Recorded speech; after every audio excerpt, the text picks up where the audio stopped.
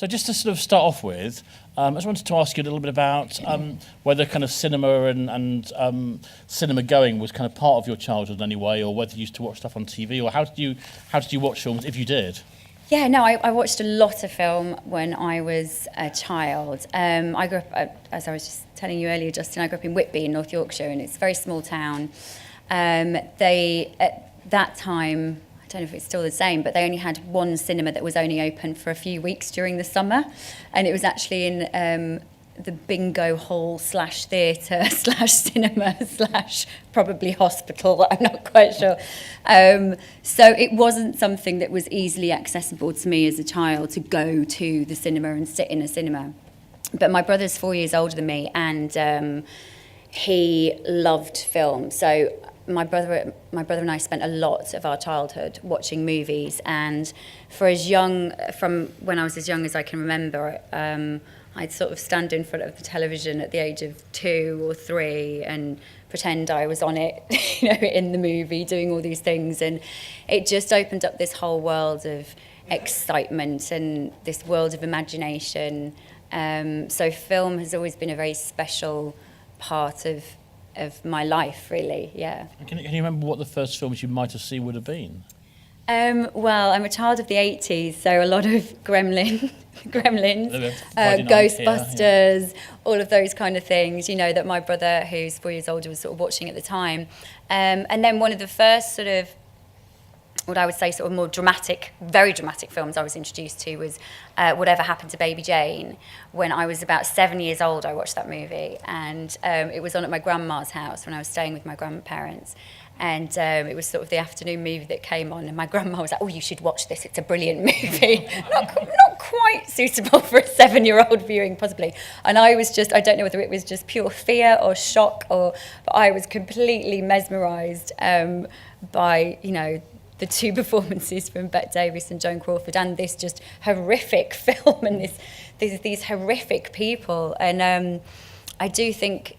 And then after that, I remember, because my grandma recorded it on VHS at the time, we were watching it, and I watched it about 3 times during the same weekend. I was just obsessed with it, and I think that's one of the things that made me want to be an actress. This is Baby Jane? Yeah, I think so. I would say it's essential viewing for any 7-year-old. Yeah, I mean, if anyone's got kids, then, In fact, you're saying all the right things, because Gremlins we're playing on Friday.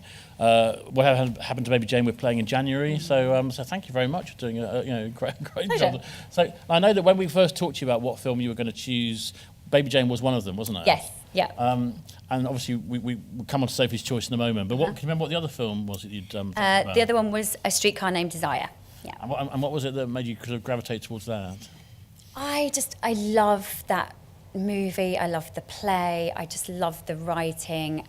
I just, the performances in that movie it's just got that old school Hollywood feel about it, but with this grit and sort of shocking side to it as well, that, you're sort of watching these Hollywood royalty play these roles, sort of some earlier in their career, some not as early, but at the same time it's just got this sort of rawness and this kind of anger about it, and just these raw emotions that you didn't really used to see so much in cinema of that time. It felt very different because of that, because it was often, at that sort of time, studio movies and musicals and all of that kind of thing. It felt very visceral, compared to other things of that time. And bearing in mind that you've acted in both TV and film, as an actor, is there a big difference between both sorts of productions in terms of the way that you approach a role, or are they very similar?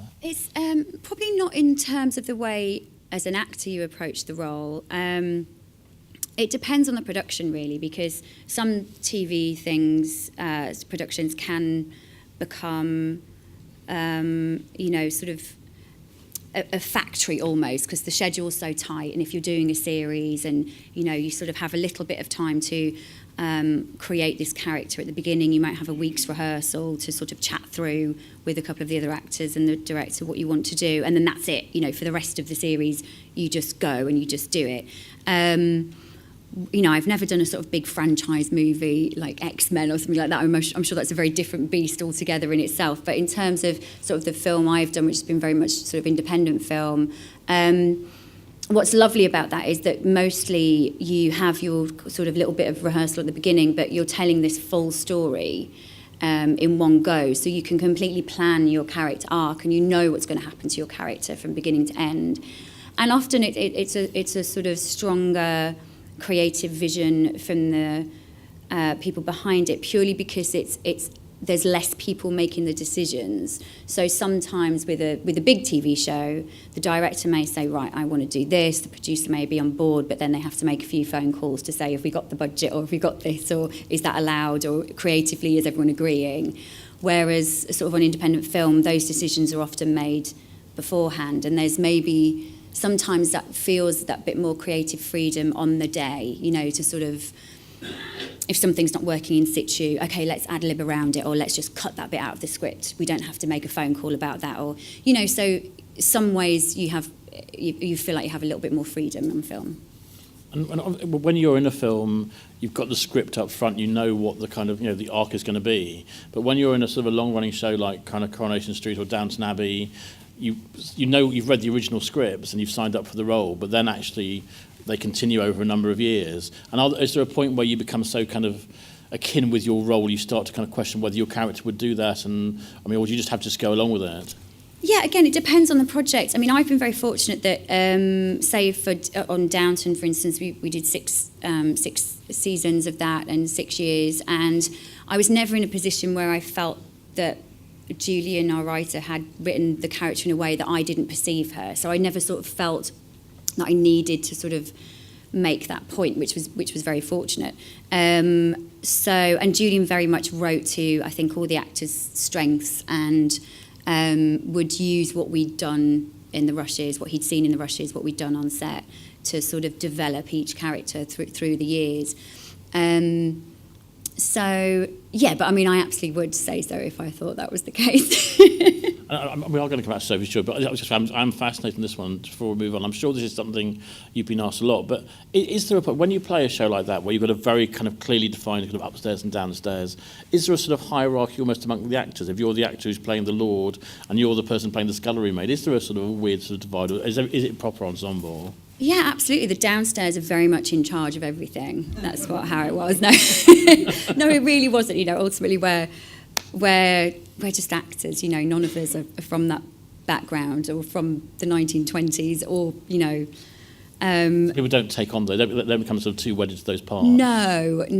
I guess we've sort of felt a bit like a sort of theatre company back in the day, that we were sort of a whole range of ages and experiences, and playing this whole range of characters. But I think it would have been awful if it was like that, but it was a lovely, enjoyable experience. So thank goodness it wasn't like that. Okay, no. well, that's good. I need to ask, before we talk about Sophie's Choice, is there anybody here who hasn't seen Sophie's Choice? Can you put your hand up, please? Oh, I'm so excited. That's often the case. So there's some pretty major spoilery areas we're going to have to completely avoid now. Absolutely. Wow, you are in for such an experience. You probably will need a box of hankies next to you. That's the only thing I would say is slightly spoilery, but it's a heavy old film, isn't it? It's a heavily dramatic film with some great performances at the heart of it. Yeah. So what was it? Can you remember when you first saw it and what the circumstances were? Yeah, so I first saw Sophie's Choice. I'd obviously heard of it, being such a successful sort of modern classic, but I'd never seen it until about 15 years ago. And I was actually prepping for an audition, yet another one from way back when that I didn't get, so I can't remember what it was for. But I was trying to do a Polish accent, and I had an accent lesson with a voice coach. And just to prep for the audition, and they said, actually, what's a really good example is Meryl Streep does the most perfect Polish accent in Sophie's Choice. You should just get the DVD, watch that.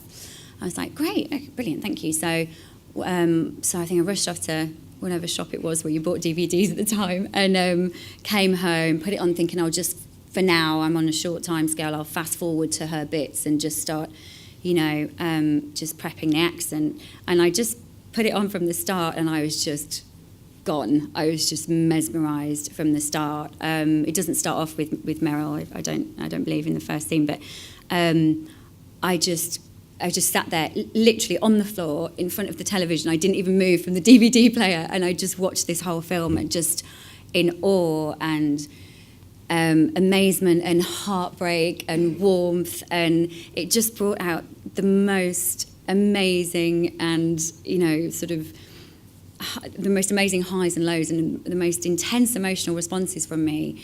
And, a huge part of that is, it's down to it being such a brilliant film with three, central performances that are spectacular, but especially Meryl Streep. To me, this is my probably all-time favourite performance of anyone I've ever seen. It's just so perfectly pitched, and you feel every word she says, and you just cannot take your eyes off her.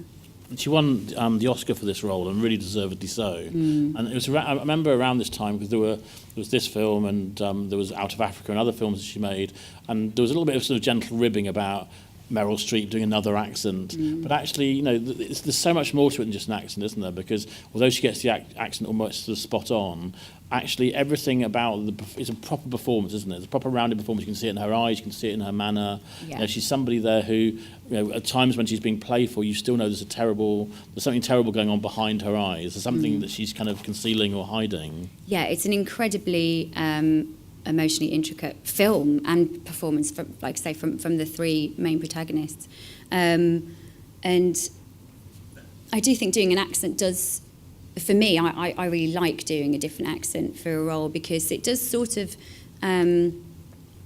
change your character. It does inform your character choice slightly, even without you realising. It's almost subconsciously, just because of the rhythms of speech that we all use. So, as I was saying to you earlier, say if you take, for a simple example, an American accent and an English accent, even though it's the same language, the American accent, the words to do the accent are much more strung together as Brits, no matter where you're from in the UK.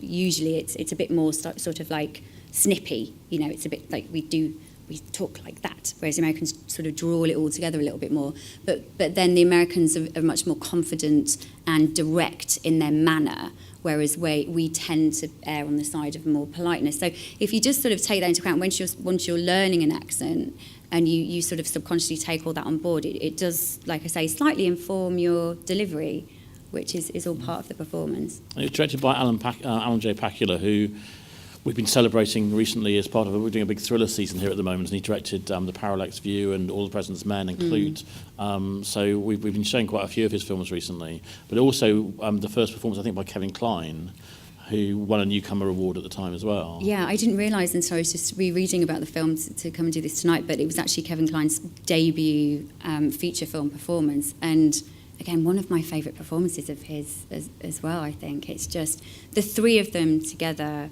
him and Peter and Meryl's chemistry is so brilliant and perfect that I think that's quite a rarity.